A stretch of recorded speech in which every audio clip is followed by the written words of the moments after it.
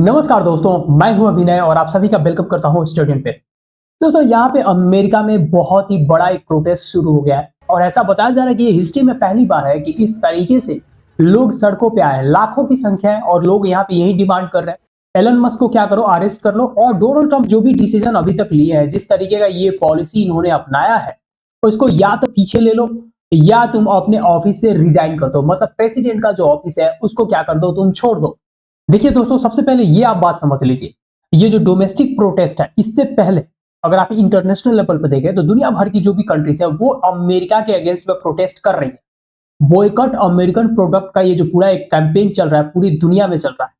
और फाइनली यहाँ पे जो अमेरिकन पीपल है उनको भी ये रियलाइज हो गया है कि ये जितना सारा टैरिफ है, ये जितना सारा इलीगल इमिग्रेशन है, ये जितना सारा डॉज डिपार्टमेंट्स वगैरह है, ये कहीं ना कहीं अमेरिका के इंटरेस्ट को, अमेरिका के लोगों को कहीं ना कहीं बहुत ही बुरे तरीके से प्रभावित करने वाला है।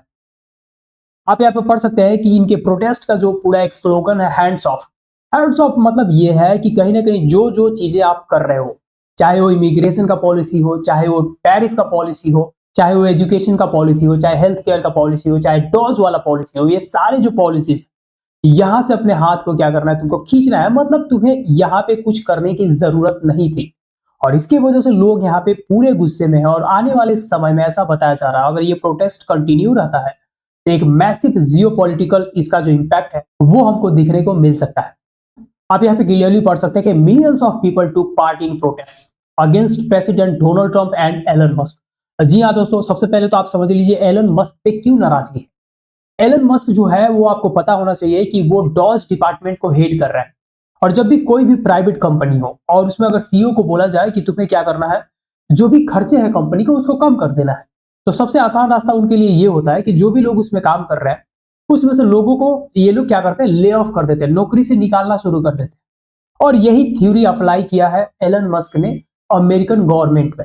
अमेरिकन गवर्नमेंट जो है, फेडरल गवर्नमेंट का मैं बात कर रहा हूं, जो सेंटर में है, उसके जितने सारे डिपार्टमेंट्स हैं, जितने सारे मिनिस्ट्रीज हैं, वहां से इन्होंने क्या कर दिया है, लगभग 2 लाख लोगों को, आप सोच के देखिए, 2 लाख लोगों को इन्होंने जॉब से निकलवा दिया है। अब ये जो 2 लाख लोग हैं दोस्तों, इनके पास आज के दिन में पैसे नहीं है। मतलब जॉब ही चला गया तो पैसे तो होंगे नहीं। और दूसरी तरफ अगर देखा जाए तो टैरिफ के मार से ऑलरेडी अमेरिका में महंगाई बढ़ चुकी है। ये बात आपको समझना होगा कि जब भी सीमा शुल्क कोई भी देश लगाता है तो वो जो सीमा शुल्क होता है उसके वजह से प्रोडक्ट्स जो होते हैं बढ़ जाते हैं। एक कंट्री पे लगाया गया होता तो ठीक रहता, और दुनिया के जितने सारे कंट्री है जो भी सामान बेचते हैं यूएसए में, सब पे लगा दिया। और सब पे तुमने सीमा शुल्क लगा दिया तो लोग आइटम जो भी खरीदेंगे सबका दाम बढ़ चुका है अचानक से। तो लोग यहाँ पे सड़कों पर होंगे। एक तो जॉब तुम खा गए, उसके बाद तुमने क्या कर दिया, महंगाई कर दिया। और इसमें आप क्या चाहते हो कि लोग शांत रहेंगे? No, people will protest against it.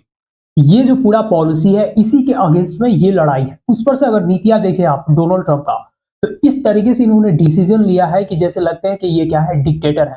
America की हिस्ट्री में ऐसा पहली बार हुआ है कि अमेरिकन को लग रहा है कि हमने किसी डिक्टेटर को चुन करके राष्ट्रपति बना दिया है। तो दोस्तों, यहाँ पे कुल मिला के बात यह है कि अगर ये प्रोटेस्ट कंटिन्यू रहता है तो डोनाल्ड ट्रंप के पास मात्र 2 ही ऑप्शन बच जाते हैं।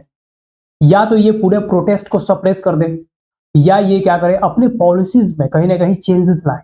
और डोनाल्ड ट्रंप की पर्सनालिटी को ऐसा देख के लगता है कि he will suppress the protesters.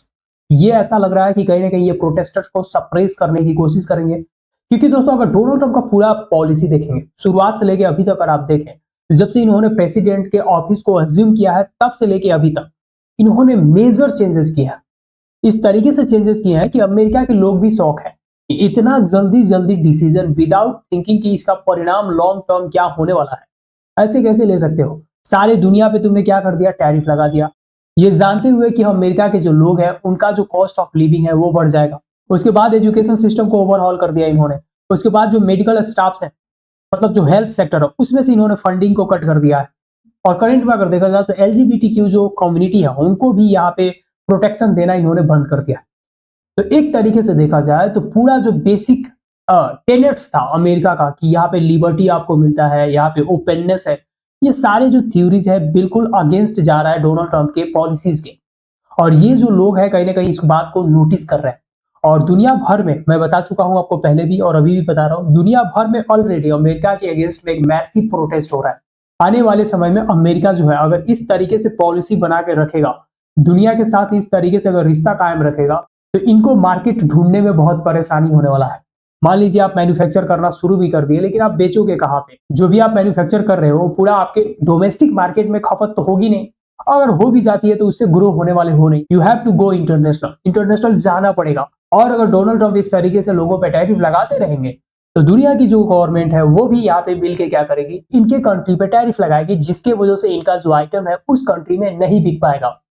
और वहीं दूसरी तरफ देखा जाए तो यहाँ पे सबसे ज्यादा बेनिफिट चाइना को होने वाला है।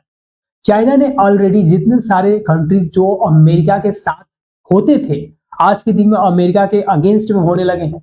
चाहे वो कनाडा हो, चाहे यूरोपियन नेशंस की बात करें, ये सारी कंट्री धीरे धीरे अपने आप को शिफ्ट कर रहे हैं टुवर्ड्स चाइना।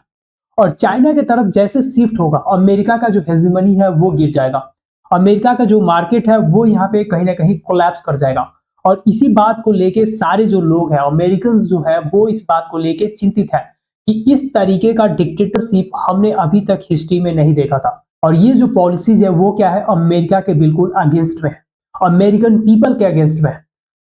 उसके बाद दोस्तों एक और इशू है जो बहुत ही ज्यादा हाईलाइट में है, दैट इज मास डिपोर्टेशन। जो इलीगल इमिग्रेशन है अमेरिका में, ये अमेरिका के इकोनॉमी को बहुत ज्यादा बेनिफिट करता था। आप पूछेंगे कैसे, तो आप इसको समझिए। जो भी इलीगल इमिग्रेशन होते हैं उनके पास प्रॉपर डॉक्यूमेंट नहीं होता है। जब उनके पास प्रॉपर डॉक्यूमेंट नहीं होता है तो अमेरिका के जो बड़े बड़े लैंडलॉर्ड्स हैं, बड़े बड़े इंडस्ट्रियलिस्ट हैं, वो अपने यहाँ काम करवाते हैं इनसे चीप रेट में। मतलब ये है कि इनको कम ही पैसा देके काम करवा लेते हैं और इसकी वजह से उनको बहुत ज्यादा हेवी प्रॉफिट होता है।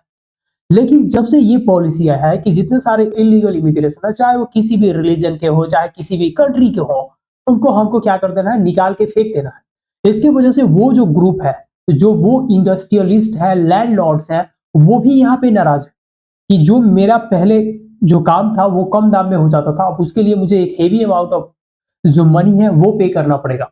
और इसकी वजह से वो लोग भी यहाँ पे बदला लेना चाहते हैं डोनाल्ड ट्रंप से।